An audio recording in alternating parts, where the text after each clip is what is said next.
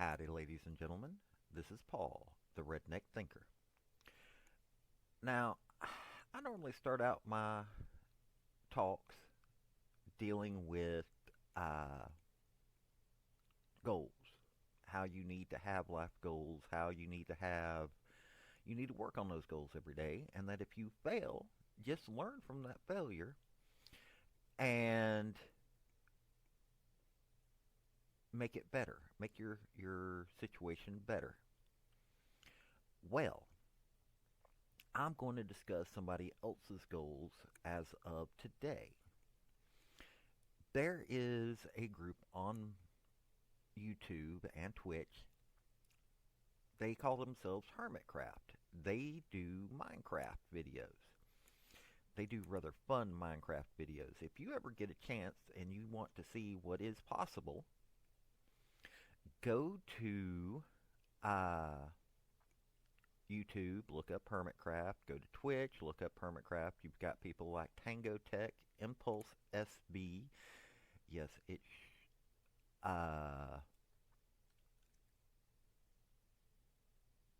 it's Impulsive is what it's short for. Um, all of this, but what these folks did for a group called Gamer Outreach. There's a group called Gamer Outreach that provides carts that have a TV and a game system, and these are for the kids that are going through long-term medical care and are stuck in hospitals. Think about that for a second. These folks get on there and are raising money for this charity. These are helping these kids feel better. If they're feeling better, that helps them heal faster. The last amount of money, they just did a 2-day stream. From what I am gathering, as of 11 hours ago, Good Times with Scar posted that they have raised, just in 2 days, for this charity, they raised $769,723. The auction raised $122,119.35. Think about that, ladies and gentlemen. Some folks playing a game that is kid friendly and videos that some of the people, if you want kid friendly, go to Mumbo Jumbo. But for the most part, these are things that you can watch with your kids. And they're willing to give back. They're willing to use their fame for a good cause. They, even when one of their members says something that one group doesn't like, which happened, they stick up for one another. They don't cancel each other out. They're just good friends working together. And they set a goal because Good Times with Scar is in a wheelchair. I don't know why he's in a wheelchair, but it's some kind of degenerative disease. And he understands what it means to have to constantly go to the hospital, be forced to sit there and do these things. Well, they used their fame and his idea, and him and Grian got together. That's another Hermitcraft member. And they did that for these children. That is a goal. That is a good goal. And that is how to properly use fame. Now, those of you who are just joining me on Rumble, because I am going to be posting my video to Rumble. If you are watching me on Rumble, welcome. I am the Redneck Thinker. I use a little bit of redneck knowledge to try to come up with ideas that can fix the world. Well, okay, not the world, us, here in the United States, but it can be applied to the world. I may say things that you might disagree with. I am quite literally more small government conservative than a lot of these Republicans that get elected. I'm not going to scream unless I happen to be recording a video while I'm watching a University of Tennessee football game, or I might do it when I'm watching the Olympics, but I am not going to get on here and scream and yell. I will try my best not to put anybody down. Sometimes I fail miserably at that part. And I'm not just going to give voice to myself. I want to give voice to everybody. I want to give a voice to the nurses, the ditch diggers, the farmers, the electricians.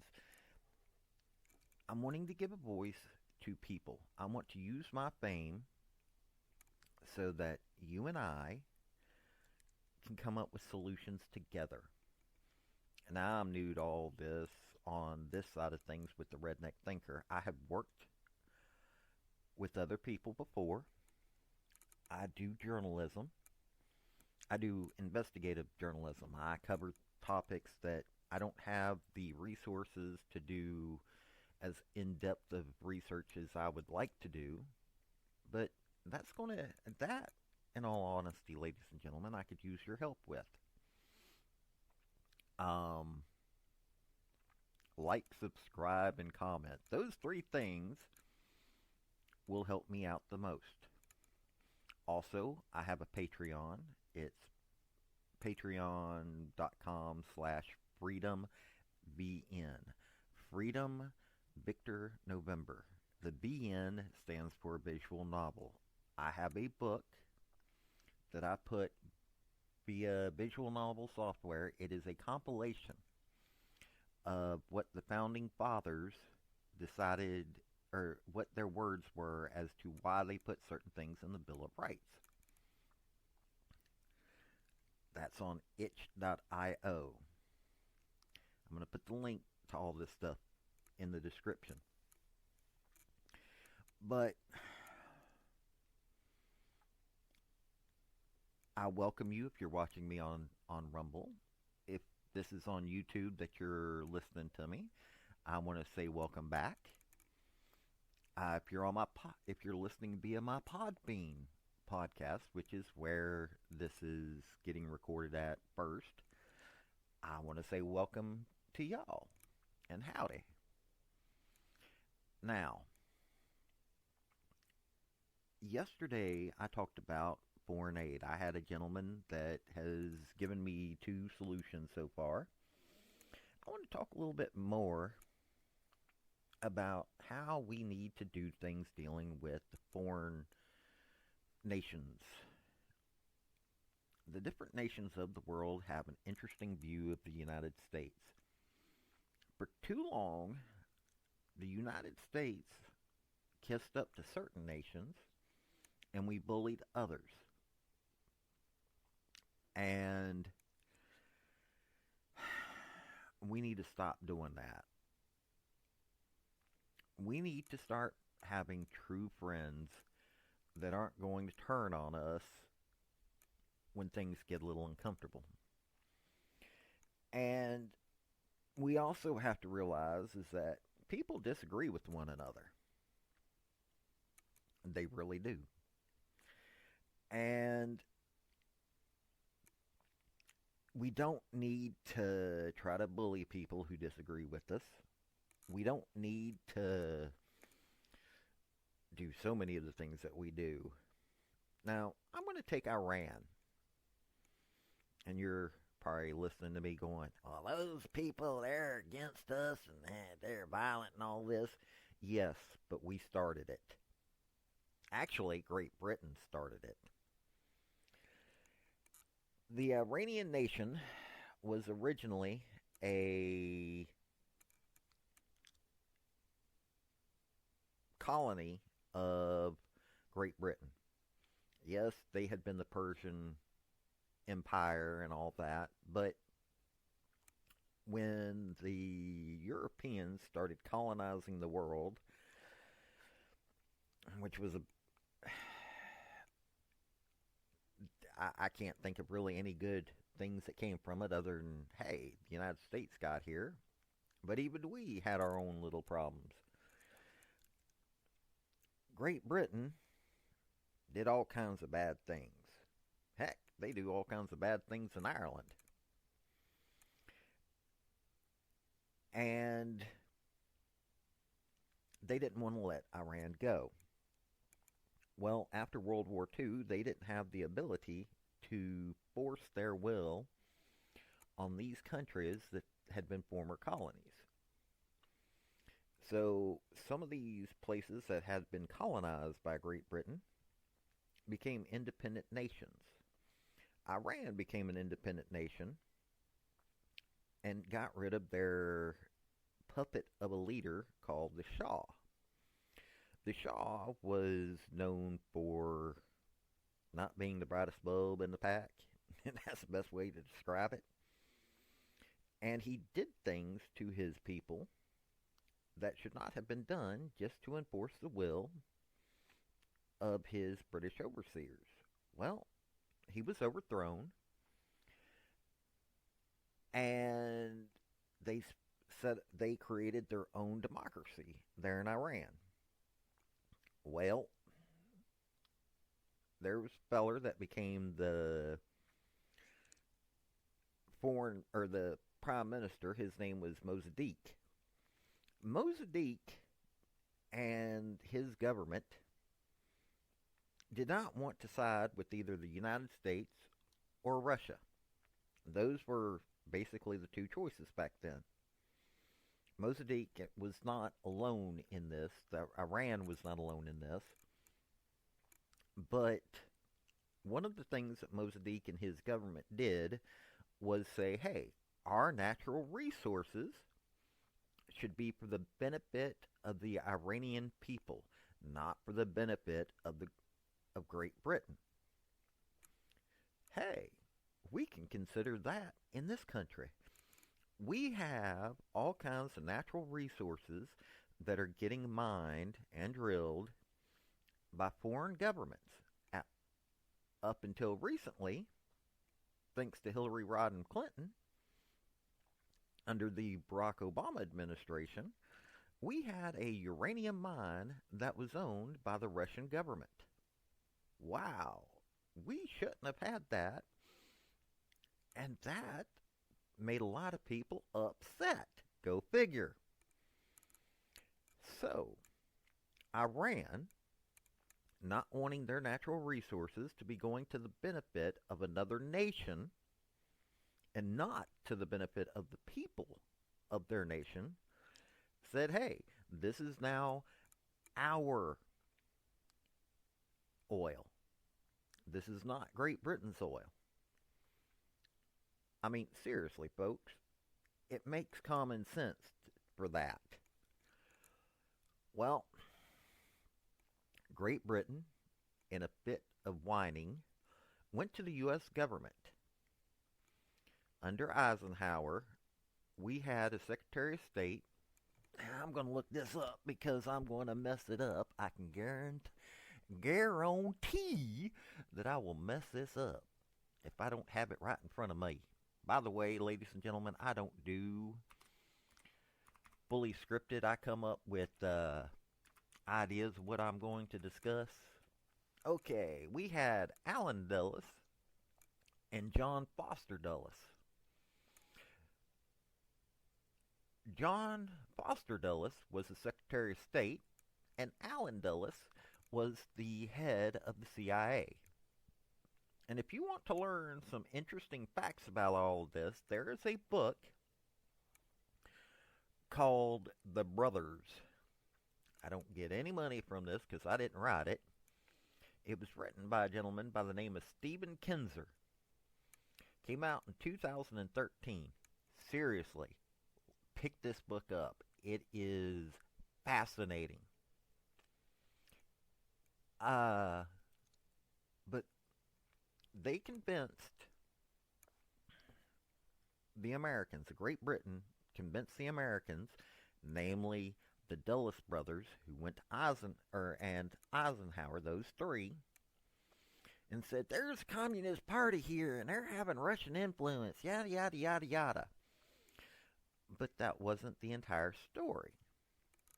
Mossadegh, yes, there was a Communist Party there, but they didn't have the power that Great Britain was claiming that they had. But the Dulles brothers, with the approval of Eisenhower, and I like Eisenhower, so this is not me downing on Eisenhower. A lot of this came from the influence of the Dulles brothers. Yes, Dulles Airport is named after John Foster Dulles. I dislike this man.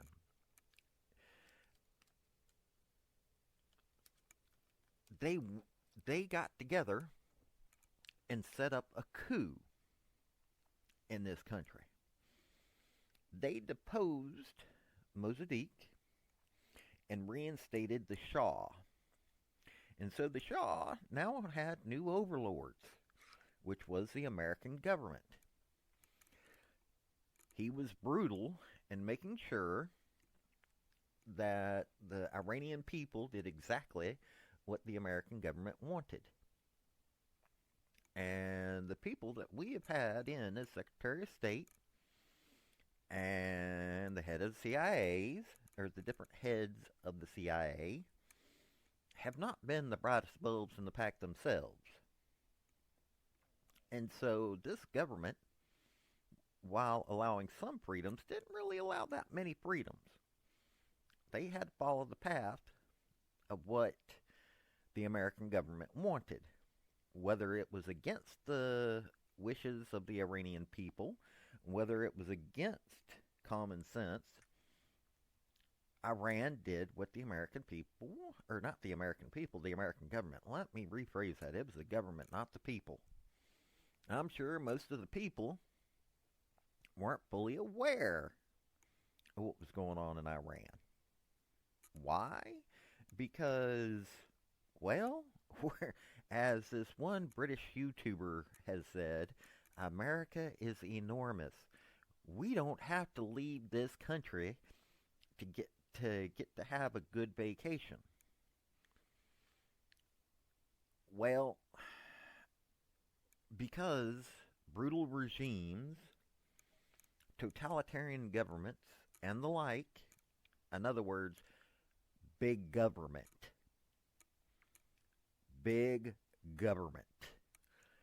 does this to their people to be able to combat this, because every time peaceful solutions are found, they're normally brutally taken down, whether it's through propaganda means, whether it's through using the controlling party's violent arms. A more violent group will arise. Those that are tired of being put upon. There's other words I can say, but I'm trying not to use the wordage that will get me censored. These folks that arise from this are usually very violent, and so you had the Ayatollahs come to power in 79. And this is where our embassy was taken hostage. It was where the Ayatollahs got to take control of everything, and where America and Iran became enemies. And we've been enemies since 1979. Now, is there much that we can do about that right now? In all honesty, no. We shut that door ourselves. Ladies and gentlemen, we shut that door ourselves because of what we did with the Shah. And then there's another group of countries that we need to realize that we have caused problems with. Central America is a great place to grow bananas. If you've been down to Central America, yeah, you can understand why. If you just look in the atlas and understand soil and weather and everything, you realize that there aren't many places in the United States that you can grow bananas. And bananas in the early part of the 1900s was a very productive or very profitable crop. So, a U.S. company by the name of United Fruit Company or United Fruit Corporation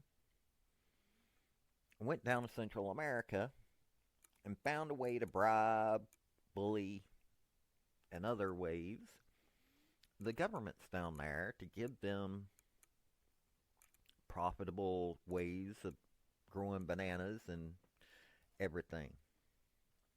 Well, them bullying the government didn't make a lot of allies for that company. And when there was pushback against United Fruit, they went to the government. Their primary lawyer happened to be a gentleman by the name of John Foster Dulles. No joke. The company that he was the managing partner in, the lawyer firm, had a lot of connections within the government.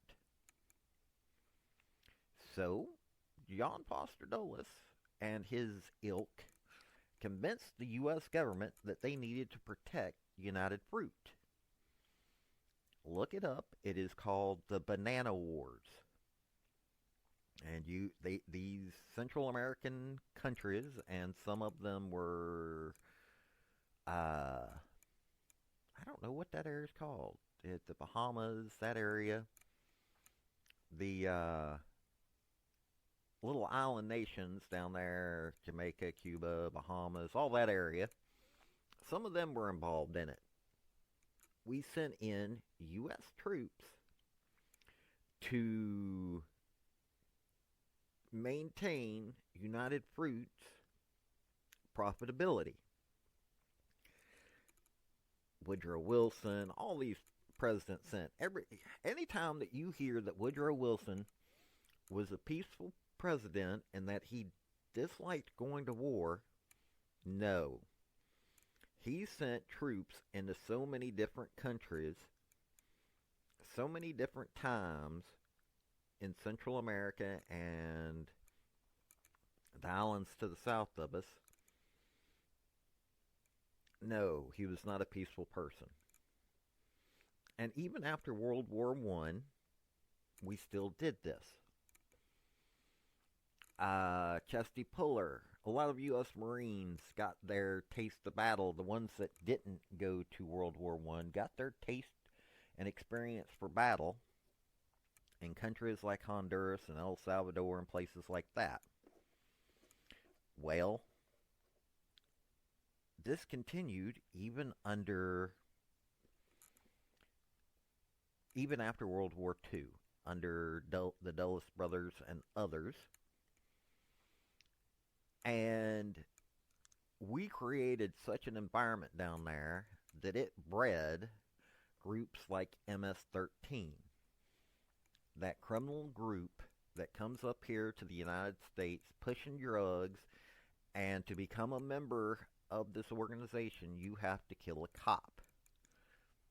So if they've got some member that is wanting to become a full member, if they've got some little dude running around who's wanting to become a full member, he's got to kill a cop.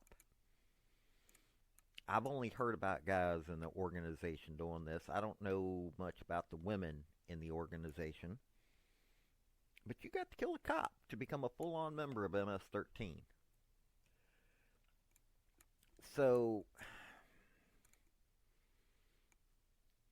it was all because we were protecting a company called United Fruit. I forget the Marine. There was a Marine that talked about this. I got to look this up. I'm being all kinds of not remembering today. In case you wonder, I have memory issues at times. I had some medical issues, and it caused me to have memory issues at times. I don't remember specific information. Okay, I'm looking up Marine Legend and United Fruit. Smedley Butler. How could I forget Smedley Butler? Smedley Butler said that that's who we were fighting for. He said that's why he left the Marine Corps, because of the United Fruit Company. And by the way, the United Fruit Company is now called Chiquita Banana. Well, Chiquita, but everybody knows the Chiquita Banana thing. I'm not going to try to sing that song. I messed it up.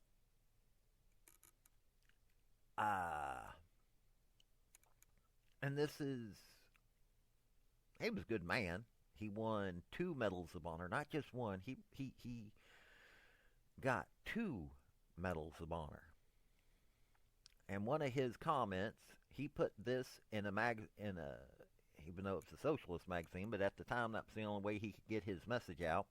I spent 33 years and 4 months in active service as a member of our country's most agile military force, the Marine Corps.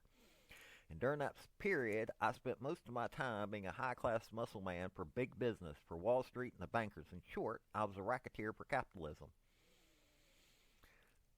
The sad part is that when you actually read the folks that created the philosophy of laissez-faire capitalism, that isn't capitalism. It really isn't. But, unfortunately, that's what our government and what big business has turned it into. Capitalism, I'm going to go into that on another episode, because I'm talking about foreign relations right now. Let me get back to this.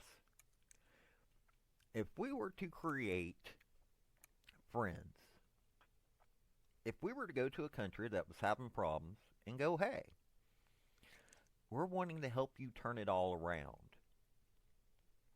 We're wanting to create a partnership with you. We're going to help you educate your people. We're going to help you first by making sure that you can produce your own food. Not through an act of charity, but through an act of friendship. Help them learn how to grow their own food. Take a look at the environment in their nation and fix it up so that they are able to make their own or grow their own food. Well, and also make their own food, because, I mean, you make a pie, you make gumbo, you make fried chicken. So you go to these countries that you want to be your friends and go, okay, let's see what kind of problems they're having and help them with it. The only thing that we should be wanting out of that kind of relationship is friendship. Let's forget about what they can do for us. Let's forget about what we can do for them. Let's just create a foreign relationship with these different nations that is based on friendship. Because friends help friends. If we go to these countries, first help them get to the point where their people are able to eat. Next, make sure that these people are able to have the education to be able to move forward. We don't even have that part of we don't have either one of those two going on in this country. What we're doing with food is idiotic. We've got too much government control with our food supply in our country. We got too much farmland that is being sold to the Chinese government. We've got too much farmland that is getting turned into housing developments. And way too much farmland owned by big corporations that aren't using it for the benefit of America's eating, but to the bottom line. you're going to be sitting there going, well, he sounds like he's against business. I am not against business. I'm for common sense. And if you have folks that don't feel like they've got to spend every dime on products that are usually getting to the point where they are subpar, you have a better country. And what we have here, ladies and gentlemen, in this country is that we're getting sold a bunch of products that honestly are not that good of products. We've got products that are built so that they will fail after a few years, so that it will make us want to have to buy, or not want, but need to buy a new product. It's kind of idiotic. Our food. How many times have you heard that there has to be some kind of recall on our food? That's the point, ladies and gentlemen. We need, first, to get back to that in our own country, but also to go to some of these countries that are having problems with food and go, hey, we've got the scientific knowledge. We're going to teach you that scientific knowledge on how to grow food that will sustain your people. Once people are able to have food in their belly, hey, they're happier people. They're more willing to move forward. My whole thing of starting my talks at the beginning with talking about working on your goals. That's where this comes from. So, we go from working on that to working on making sure that these people are able to sustain themselves in other ways. If you are able to start sustaining yourself, you're happier. You're not wanting to deal with totalitarian governments. You're not wanting to deal with folks that are wanting to take advantage of you. Which, yes, it'll make it more difficult for the U.S. government to deal with them when they get their when we elect people who are idiots. And yes, I'll stand by that, because we have continuously elected people who aren't the brightest bulbs in the pack. And we have continuously elected people to the presidency that have sat there and put people in charge that want to be bullies, and that should not be the case when it comes to our foreign policy. So, we go in there, we set it up so that they're able to sustain themselves without having to have all of this foreign aid. If they're eating, then that means, like I said, they are able to move on. So the next step is making sure that they're able to sustain themselves via engineering. They're able to build better roads, which means they're able to get around. They're able to have health care. Better educated people can set up better health care.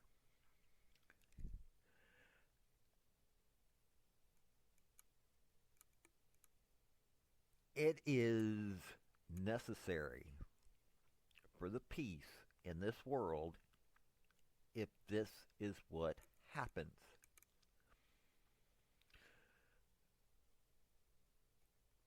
That means that we can stop sending our troops into harm's way because we have allowed for these countries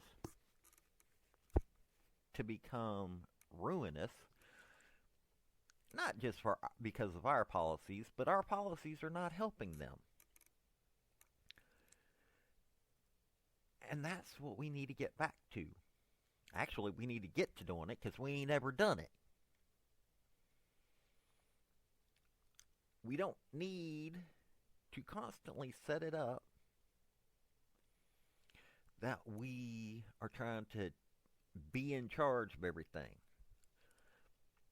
Yes, if we help them out in the manner that I'm talking about, they will recognize that we have some leadership in these areas.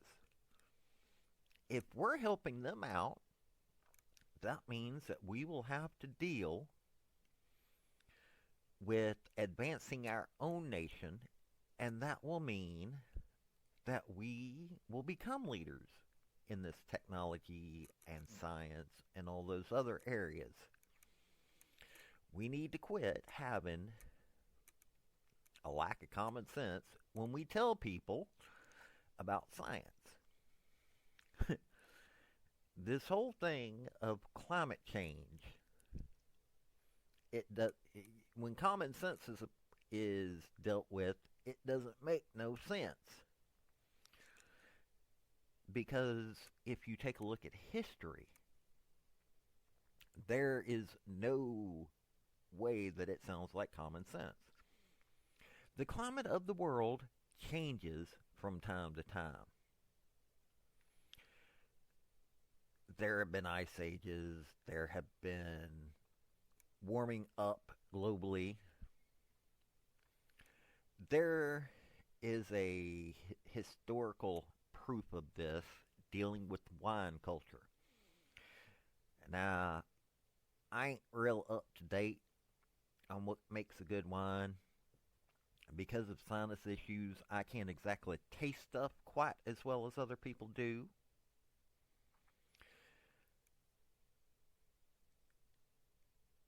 But wine's big business. Wine is really big business. And the British Islands, where they've got that environment where it's rainy and miserable all the time. Well, it's not all the time, but it's not an environment I'd want to be in all the time. At one time, they had a wine industry there. Their wines were said to be pretty good. That was because the environment, the global environment, and this was back several hundred years ago, several hundred years ago, the global environment changed long enough for them to set up a wine industry. They can't have that wine industry right now because the environment doesn't handle it as well. And that's the whole point. It would seem that these folks don't listen to common sense. I guess they'd think that there was some kind of technologically advanced culture when all the ice ages hit that was causing the problems.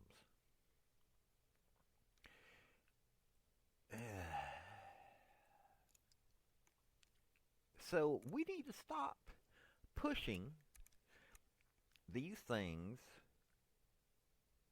that don't make any sense. We need to start pushing common sense solutions. And a lot of that is, hey, we're willing to be your friends. We'll help you out. And later on, if you see something that you can help us out with, hey, we ain't going to complain.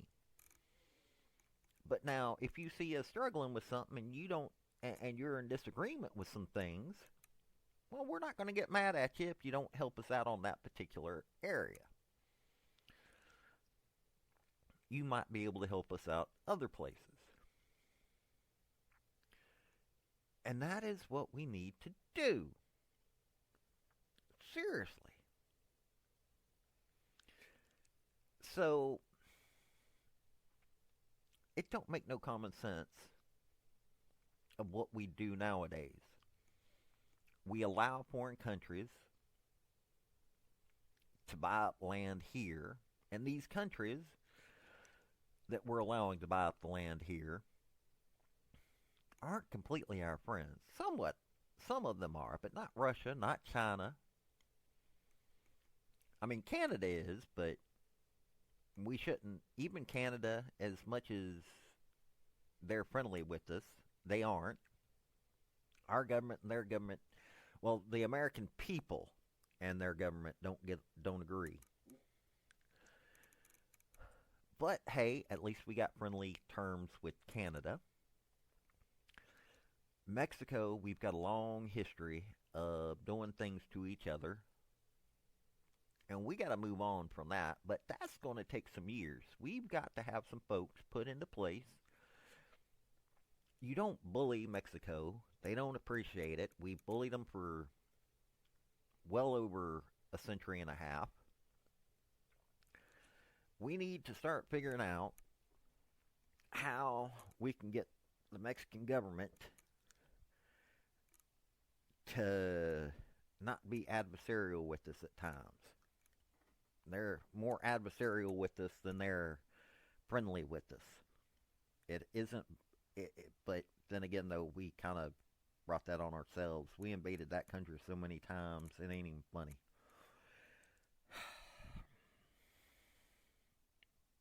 We've got to start proving to the world that we are not going to bully them.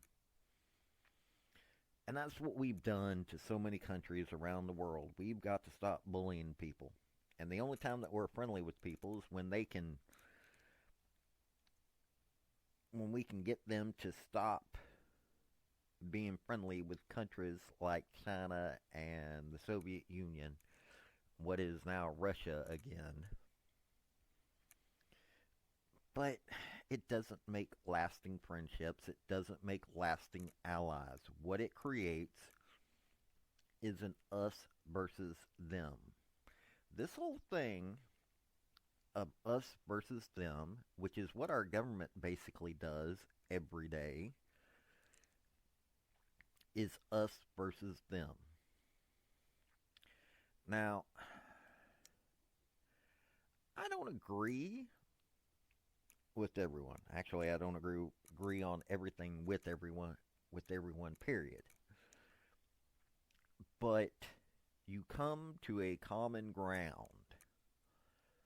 If you support the University of Tennessee, I am probably going to be able to have some good conversations with you. If you like college football, even if I don't like what team you support, I can probably have a good conversation with you. If you have served in the United States military, specifically the Marine Corps, because, well, jarheads have a habit of not being the gentlest of critters. Let's put it that way. Those of us that earned our Eagle, Globe, and Anchor sometimes have a habit of being a little ornery. The Marine Corps at times has been described as a cult. But that's because we're willing to go through the worst battles. And we have proven ourselves in the worst battles in the world if we're given a chance. You take a look at Guadalcanal. You take a look at Belleau Wood. And in all honesty, some of the better parts of what happened on Bataan in the Philippines, the Marines got a little involved, but they weren't allowed to be involved that much because MacArthur hated the Marine Corps. Because the Marine Corps has always touted itself through PR means. And if you were taking away from the spotlight from MacArthur, he hated you. Truman hated the Marine Corps. But we had proven ourselves, so it didn't make any sense that Truman hated us, but he did. I guess it was that Army mentality that was in him. But you know what? Yes, Marines will get along with each other even if we don't like each other. At the same time, I anybody that served in the military, I don't mind talking to. We have common ground. We signed a check.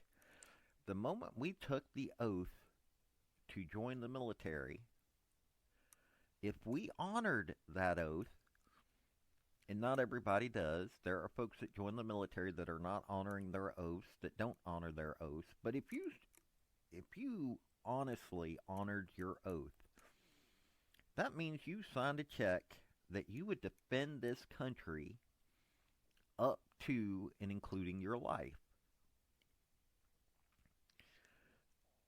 And if you honored that oath, I'll listen to you more than I will listen to a lot of people. I will listen to you far more than I'll listen to the vast majority of the politicians that are out there. Tulsi Gabbard and I do not agree on every political stance. There are a lot of things that me and her do agree on, but there are some things we disagree on. But Tulsi Gabbard is a serious person. She's a beautiful woman, but she isn't a Barbie doll. I talk about, if you listen to my other podcast, you will hear that I will talk about politicians who are Barbie dolls and Ken dolls. Tulsi Gabbard, while she is a beautiful woman, in my opinion, I know not all y'all will agree, is not a Barbie doll. This is a serious woman who has a brain in her head that is amazing. She thinks for herself. Yes, she joined the Democrat Party, but she woke up because she saw what the Democrat Party really was. And she served in the military. She was willing to go into places that by no means were good places to go into, especially for a woman. She signed that check that said up to and including her life, she would defend this country. This is not in support of her running for an office. This is talking about somebody that I will listen to over, say, Ted Cruz. Now, Ted Cruz and I also agree on things, but there are several things that he has done that I don't agree with, such as kissing the rear end of a man who made comments about his wife and never apologized for it. It'd be one thing if Trump had made these comments about his wife and you're going to go, oh, he's anti-Trump, Trump derangement syndrome. No. When Trump does something that I agree with, such as what he was attempting to do before the 2020 election in the Middle East, Trump actually created an environment where he was getting Arab countries to be friendly with Israel. How he did that was pretty smooth, and I will give him all the credit in the world for what he did when it came to the Arab area. Now, a lot of that was unraveled thanks to the Biden administration, but what he did there, I consider to be a good thing, and I will give him credit for that. But Trump has a habit of running his mouth in a way that I'm not going to call offensive. He's just stating his opinion on certain things. And he states his opinion in a manner that is not politically correct. And, okay, fine. We need people like that on occasion to have a microphone. But if you love your wife think about this from a Christian standpoint. If you love your wife, or even from a Jewish standpoint, if you love your wife, you ain't going to tolerate somebody cutting her down. If you are a woman and somebody is making disparaging comments about your husband, you ain't going to tolerate that. But that's what Ted Cruz did. He had Trump making comments about his wife, and then as soon as Trump got into power, he said, "Yes, Mr. Trump, I'll do whatever you say, Mr. Trump."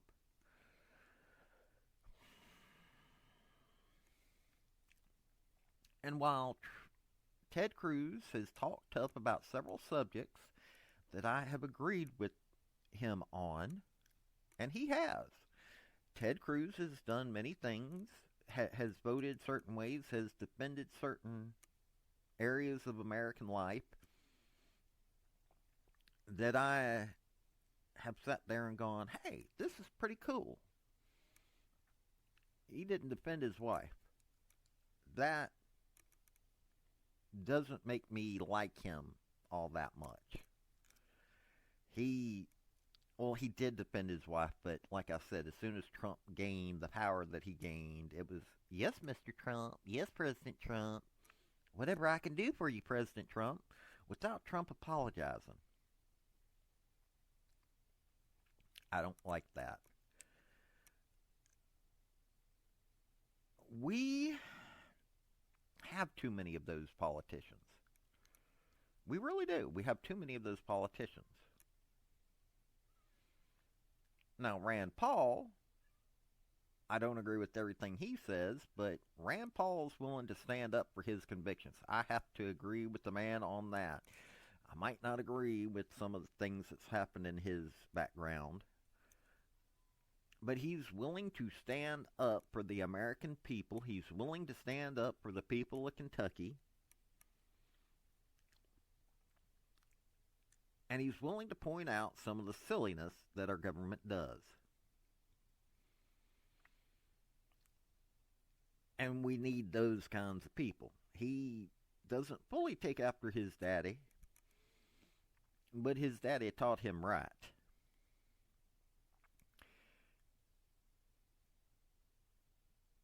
Now, I don't like Lauren Boebert. Yes, she's done a few things here and there, but she has been more of a Barbie doll than a serious politician, in my opinion. She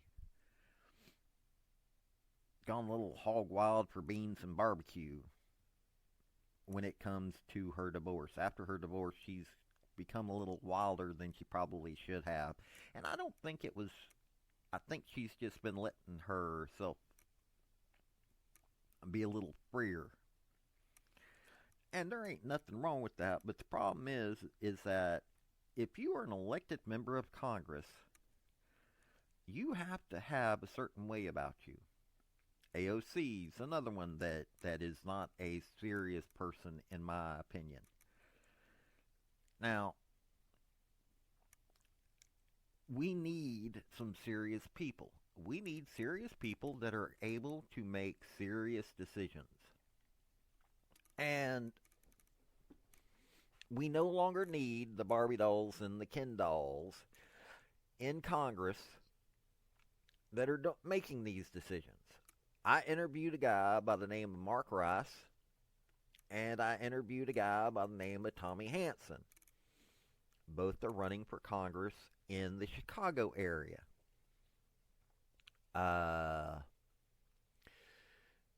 Both of these gentlemen, in my opinion, they're both business owners. They both answered my questions that were not pop culture questions. I wasn't asking issues that don't affect everybody. I was asking about DEI, which is raising the cost of so many businesses, It's raising the cost of education. It's basically not good for this country. Not because I don't think that, hey, if you're going to hire somebody, hire the best suited person. That's my opinion. And you treat these people like you would your family. If you are a business owner, you treat your employees like their family. You don't treat them like their employees because you hire the best, you pay them well, and you treat them well. That's common sense. But unfortunately, business today doesn't do that. And so they've started this DEI kick because they're trying to fix themselves, but they've gone completely in the opposite direction. But Tom Hanks, I also talked about uranium mining, rare earth mining, stuff like that, because it really does affect us, ladies and gentlemen. Both Tom Hansen and Mark Rice are running in districts that are right around Chicago. These are Democrat held areas. Both of these gentlemen are serious people. Both of these gentlemen, with tough questions put before them. I didn't ask gotcha questions. I wasn't trying to have soundbite questions. I was trying to have serious questions answered. Both of these men were able to answer serious questions. Mark Rice, having been a business owner that dealt with energy, was able to answer energy questions quite a bit better than Tom Hansen, who is a real estate person. But it doesn't mean that Tom Hansen wasn't any bit less of a candidate. Tom Hansen answered the questions in an intelligent manner. These are serious men to consider. We need serious men and women that are going to be in Congress to start fighting what this government has become. Because if we make this government better, we will be able to create an environment in which we are able to go to these countries and go, hey, we want to be your friends. We don't want to bully you. Don't want to just give you handouts. We want to be your friend. We want to make sure that the people of your nation are able to eat, that they're able to be educated, and that they are able to live a better life like we do in the United States. But to be able to do that, we need to have serious people put in office that are going to keep our intelligence agencies and our State Department in check. Because we don't have that right now. We have a State Department and intelligence agencies that are not in check. We keep electing people to the presidency that have no clue in how to do things in a civilized manner. No, that was not a push at Trump. While his appointing of Sessions is a major sticking point for me, his treatment of General Mattis is a sticking point for me. Trump did several good things. He did actually many good things. That was good for this country. Now, did he do things that I completely disagree with? Yes. Sessions. I don't even know where to go with Sessions. I dislike Sessions.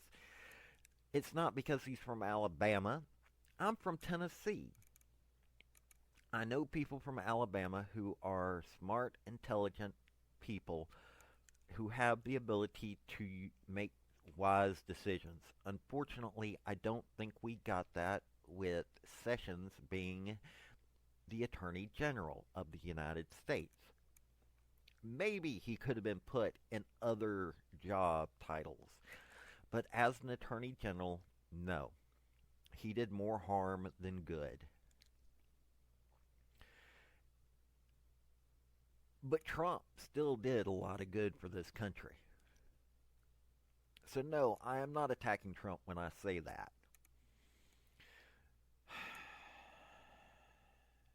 Joe Biden, on the other hand, I'm not sure if he actually knows what he's doing most of the time to begin with, but Joe Biden is not somebody who should have been elected president.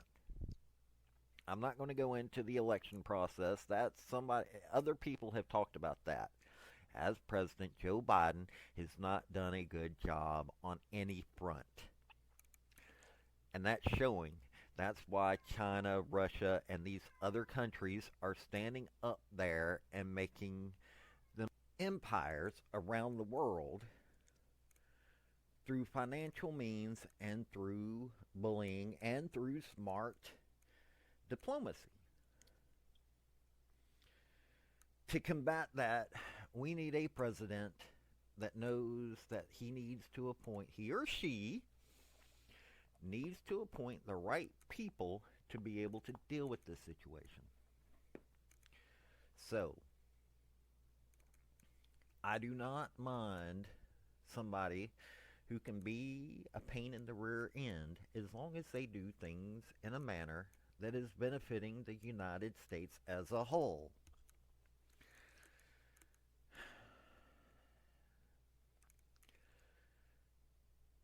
I have disagreements with Trump, sure. I'm not saying that I don't. But this man did quite a bit of good in his short time in the presidency. Would I like to see somebody else running for the Republican nomination? Sure. The Republicans have many good people. But right now, he is the only viable choice that we have to go against Biden. And so, we got to do something. We've got to get Biden out of office because the people that are controlling him are doing harm to this country. We need serious people, and right now, the serious people that are in control of this country are doing harm to this country. Sorry. So, ladies and gentlemen, I want to thank you for listening to me. If you liked my podcast, hit like, subscribe, comment on Rumble and YouTube. On Podbean, I don't know how to do that. Follow. I think following is the way to do on Podbean. I'm going to post a link to my Facebook for you to comment. Go to my Patreon and help me out if you have the ability to. But just think about what I said, and if you didn't agree with me, okay, you didn't agree with me. Tell me. So, I hope you have a good day. This is Paul, the redneck thinker. Good day.